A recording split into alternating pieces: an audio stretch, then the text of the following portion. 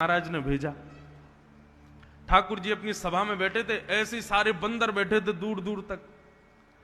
तो जैसे ही पत्र आया जनक महाराज का, भगवान बोले जामवंत जी पढ़ के सुनाओ पत्र में क्या लिखा है। तो जामवंत जी ने पूरा पत्र पढ़ा। नीचे लिखा था, आप चारों भाई चारों बहुएं सहित समस्त बानर सेना के साथ में जनकपुर पधारो, हम आपकी खातिरदारी करेंगे, कुछ दिन आराम करना।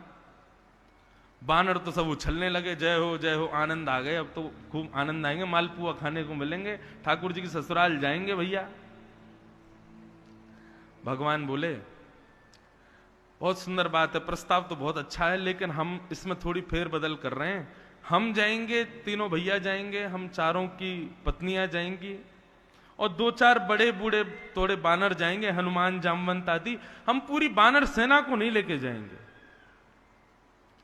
बानर सब उदास हो गए, बोले हमको क्यों नहीं लेके जाओगे।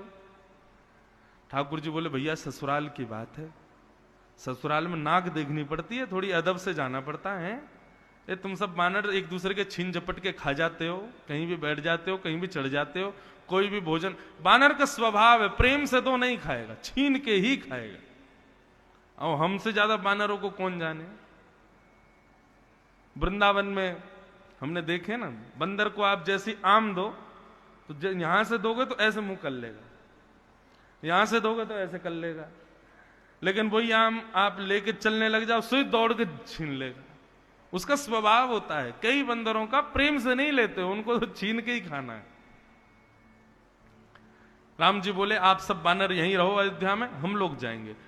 बानर बोले हाँ सही बात है, रावण से मरवाने के लिए तो हमको सबसे आगे रखा आपने, और यहां खातिरदारी होगी, मालपुआ मिलेंगे खाने को, तो हम सबसे पीछे हैं, हमको यहीं छोड़ जाओ।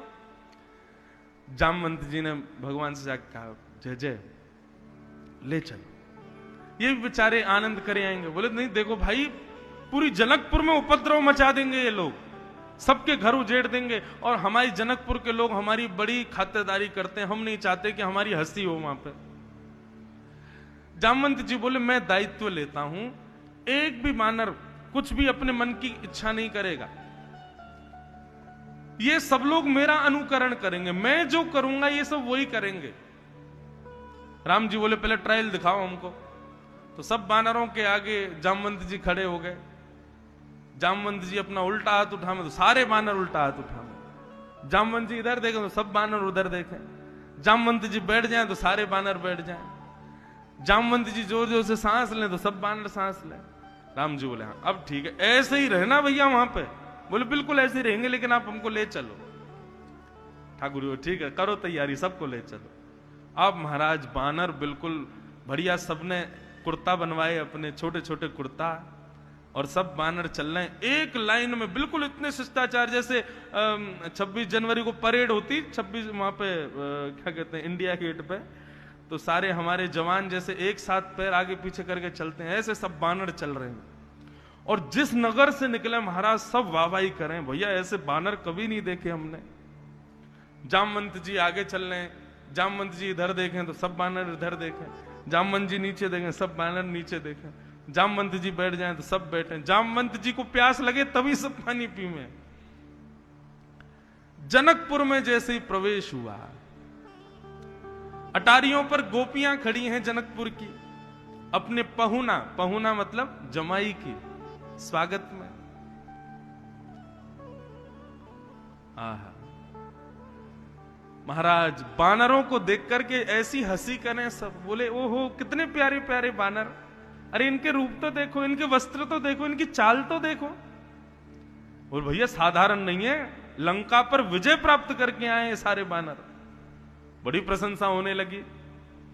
अब महाराज जनकपुर में सभागृह था लंबा चौड़ा, उसमें मंच पर पाटे लगाए गए, एक जगह राम जी, भरत लक्ष्मण शत्रुघ्न, जनक जी महाराज और सब विशिष्ट जन ऊपर बैठे, और नीचे पंगत लगाई गई बानरों की, और बानरों के आगे भी पाटे लगाए गए। पहली बार पाटे पर बैठ के पाएंगे सब बानर, लेकिन सब बानरों की दृष्टि केवल जामवंत जी पे है कि वो क्या कर रहे हैं। थाली लगाई गई, आमरस परोसा गया, पूड़ी परोसी, दाल परोसी गई, सब्जी परोसी गई महाराज, खजूर दिए, जामुन दिए, आदि आदि सब सामग्री दे रहे हैं, लेकिन बानर देख ही नहीं रहे, सब जामवंत जी को देख रहे हैं, वो क्या कर रहे हैं।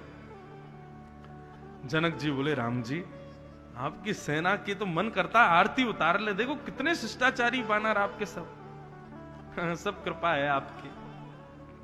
राम जी को दुख दुख भी हो रही है भीतर से, असलियत तो हमको पता चल क्या रहा है। अब राम जी भी निश्चिंत थे, बोले जामवंत जी हैं सब संभाल लेंगे। अब जैसे ही प्रारंभ हुआ प्रसाद का, जामवंत जी ने सबसे पहले खीर खाई। जैसे ही खीर ली, सब बानरों ने खीर ही उठाई और सब एक संग खीर पी रहे हैं। पूड़ी का कवल तोड़ा, सब बानर एक संग तोड़ रहे हैं। कौन सी सब्जी से खा रहे हैं बानर, वो भी देख रहे हैं, वही सब्जी खानी है। बहुत आनंद हो रहा था सबको। भरत लक्ष्मण शत्रुघ्न तीनों बड़े हंस रहे थे, बोले वाह देख बहुत बढ़िया लग रहा है। इतने में ही महाराज फलों का नंबर आया, तो आम साबुत रखे थे। जामवंत जी ने आम उठाया, गोल गोल घुमा के देखा, जोर से जैसी दबाया, सो उसकी गुठली उछल गई ऊपर। अब जैसे ही गुठली उछली तो बानर बोले गुठली उछालनी है, सब ने भींचने शुरू किए अपने आम, बोले गुठली ही निकलनी चाहिए। अब जैसे ही सबकी गुठली उछली तो जामवंत जी ने जैसी दबाया तो गुठली उछली। जामवंत जी बोले इंद्रजीत की ताकत नहीं इन हाथों से निकल के भाग जाए, कुंभकर्ण रावण की भी ताकत नहीं मेरे हाथों से, ये छोटी सी गुठली निकल गई यहां से। और जैसे ही गुठली पकड़ने को जामवंत जी कूदे, बानर बोले आक्रमण, खुली छूट मिल गई महाराज, कूदो सबरे। अब तो महाराज यहां से वहां कूदे, कोई खीर उछाल रहा है, कोई कड़ी उछाल रहा है, कोई सब्जी उछाल रहे हैं। दो चार तो जनक जी की थाली में से ही लेके भाग गए। राम जी नीचे नजर करके बैठे, बोले कि इसी का ही भय था मुझको, वो ही हो गया। लेकिन उस समय सबसे ज्यादा परेशान हो गए श्री जामवंत जी। बोले भैया ये क्या हो गया, मेरी वजह से सब बिगड़ गया माहौल। जामवंत जी उदास हताश हो गए और यहां राम जी भी उदास हो गए। तो जनक जी ने जब राम जी को देखा, बोले ओहो पहुना हमारे उदास हो गए। तो उठ करके जनक जी गए और राम जी को हृदय से लगा, बोले आप क्यों चिंतित हो रहे हो नाथ, अरे यही तो सुख है, यही तो आनंद, करने दो उपद्रव, हम यही तो देखना चाहते थे। तो जब राम जी को जनक जी ने हृदय से लगाया, तब दूर खड़े जामवंत जी के नेत्र सजल हो गए। मुझे कब ये सौभाग्य मिलेगा कि मैं भी राघव